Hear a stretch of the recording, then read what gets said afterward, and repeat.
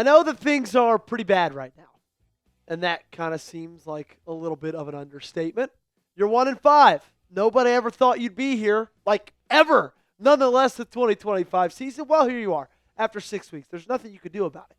But I've got some good news, actually, that came in the post-game press conferences from John Harbaugh that I need to tell you all about to give you a little bit of a ray of sunshine going forward in this season and looking forward to what's going to come after the bye week. I want to know before that, though. Had lots of discussions with the people when we were live today. Do you think that Tyler Huntley is a better backup quarterback than Cooper Rush? If you do think that, cast your vote by hitting that thumbs up button and liking today's video. And if you, for some reason, don't think that, comment why in the comment section down below, and also comment where your mental asylum is that you live.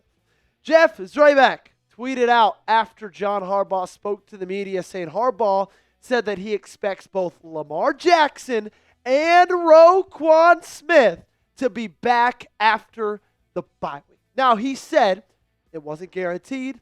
It wasn't confirmed. It's just what he expects. Regardless, can I get a hallelujah in the comment section down below? Can I get an amen in the comment section down below? This is what we've been waiting for. This is what I've been waiting for. Since the second I had to watch Cooper Rush come in one drive against the Kansas City Chiefs, I thought, oh no, this is going to be a long couple weeks of Baltimore Ravens football. And you just see what Lamar Jackson means to this team when he's not on it. It's easy to look at this team and say, man, they've got so much talent and they've got Lamar Jackson. No, they've got Lamar Jackson and they got a lot of really good players, some really good players. But Lamar Jackson, he comes first, he comes foremost. Because with Lamar, this team in 2025 averaged 31 points a game. Without Lamar, 6.5. That's right. Only a field goal today against the Rams, even though you were in the red zone 3 different times. I'm not going to talk about that. I already yelled about that earlier today. Since 2019, without Lamar, your record is 65-26. Or excuse me, with Lamar, 65-26. Without him, you are 4-11. The anti-Lamar MVP arguments, they are over. They are done. Everybody who last year said, yeah, but is he the most valuable player? Everybody who said, yeah, but if you take him off the Ravens, they still got 7 Pro Bowlers. They still would go out there and win 10 games a year. Guys, they wouldn't beat the Browns. They wouldn't beat the Titans. They wouldn't beat my 3rd grade Pee-wee tackle football team. Yeah, sure, we made it to the championship. We were pretty good, but we were 9. And I guarantee you, satirically, we'd beat the Ravens without Lamar Jackson. Those days are over. This has proved over the last 2 weeks how important Lamar Jackson is to this team. And you even still weren't able to win even when he was balling in those first 4 weeks.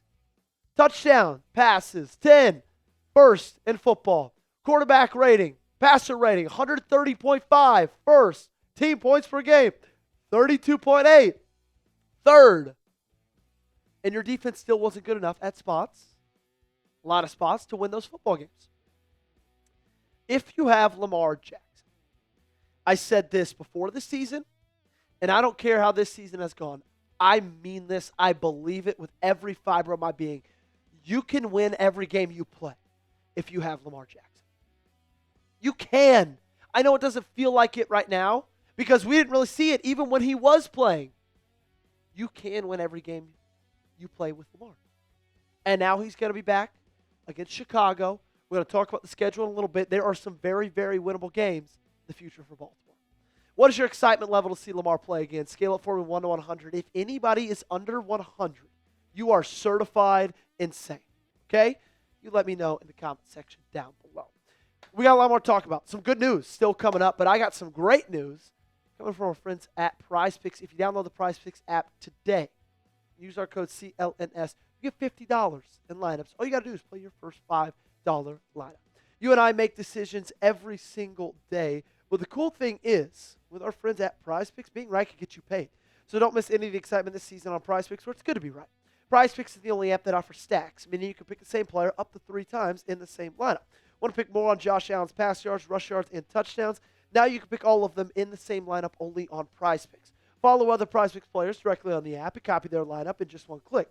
Whether it's a friend, a celebrity partner, or just someone whose picks you like, hit the follow button and check out every lineup they create in the new feed tab on PrizePicks. Speaking of copying lineups, here is my lineup for Monday Night Football. Oops, I'm feeling negative. Give me the less. Caleb Williams, 261.5 pass yards. Less. Jaden Daniels, 42.5 rush yards. He's coming back from injury. Taking the less all day long. And I think the Buffalo Bills are going to blow Atlanta out. So give me the less on Josh Allen, 30 pass attempts. Download the PrizePicks app today. Use code CLNS to get $50 in lineups after you play your first $5 lineup. That's code CLNS to get $50 in lineups after you play your first $5 lineup. The link to this promo is in the comments and description of today's video. PrizePicks, it's good to be right. The other good news, the other thing we got to talk about, I would be remiss if I did not mention how great the defense played tonight. I'm grown enough to admit it. I'm grown enough to say that. I'm not saying I was wrong with anything I said over the past couple of weeks. They have been horrific the first 5 weeks of the season. But, man, I'm man enough to admit that they stepped it up and they played hard tonight. They showed physicality. They showed toughness. They were playing like Ravens. That's all I've asked. Play tough, play fast, play physical. And when you do those things and you have talent on the roster, you will do well. LA's only second time this season being held under 20 points. Your Baltimore Ravens was one of them. Who would have thought that was the case? Who would have thought that that was a possibility? Not me. I can tell you that much. Now, I'm not ringing the bells to save Zach Orr's job. I'm not doing that. I still think that should very much be in question. Now, John Harbaugh did confirm in his post-game press conference yesterday that they were not going to make any kind of coaching changes. Regardless, Teddy Buchanan was great. I thought Alohi Gilman showed some really, really great things. You made sacks. You made stops. You turned the ball over. You stopped him on third down. You stopped him a couple times on fourth down. It just looks so much cleaner, so much better. And this is the defense that if you can go forward in 2025, playing with the same attitude, playing in the same way, you're going to start winning football games. You're going to start stacking up W's. And I know stacking up W's seems like the furthest thing in the world from where we sit right now at 1-5. I get it. You don't want to hear about stacking W's. You just want to hear about getting one. I feel you. I hear you. I'm in that same boat. But still, man, this defense, what they showed us against Los Angeles, I was really happy about. But now, I don't need it to be a one-off. I need to see it again. What's your confidence level in the defense? Scale it for me 1 to 100. Don't go anywhere. Because the final good news that we're going to talk about after you guys put this in the comment section is the upcoming schedule. Okay? Because it finally slows down a bit. Ever since the schedule release, we talked about how hard but how fun those first 6 games were going to be. We did not imagine they'd go like this. You thought you'd get some wins there, multiple wins, not just one. But we always talked about how tough those first 6 weeks, especially those first 4. Then you hit the bye week in week 7, and then you can take a breather. You play Chicago at home. You go on the road 3 straight weeks, but one of them's Thursday Night Football against Miami. And then you play against Minnesota. And then you play against Cleveland. Then you're back home against the New York Jets. Your next 5 opponents, not counting the bye week, because after the bye week plays the Baltimore Ravens, the bye week might be 1-0. But talking about the next 5 opponents after the bye, they are a combined 7-20. And if you take away the Minnesota Vikings, then that record drops a big bit more. Okay? So your next opponents, 7-20.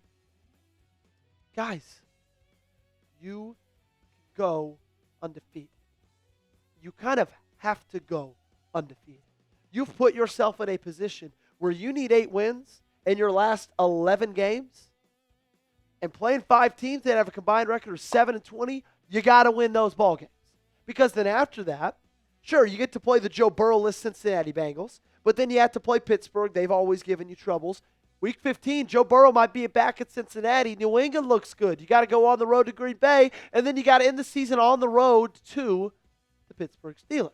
I'd feel a lot better about your chances if you go undefeated in those first 5. So that way those last 6, You just got to split those 50-50. You can end this season with a 9-win team.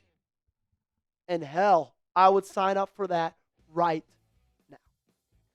That's going to do it for today's show. Make sure you guys got me followed on social media, Joey Peterson 8, Joey Peterson 8. I made it super easy, okay? And make sure you're subscribed to the channel, youtube.com/Ravens TV. We do this daily, okay? Videos, early weeks, twice a day. Later in the week, we take it down to one, but that's just because we love covering this team all week long, and we love doing it for free. So make sure you lock us in and that we stay free forever. Subscribe to the channel, and if you do that, hey, you'll see me again tomorrow morning, Overreaction Monday.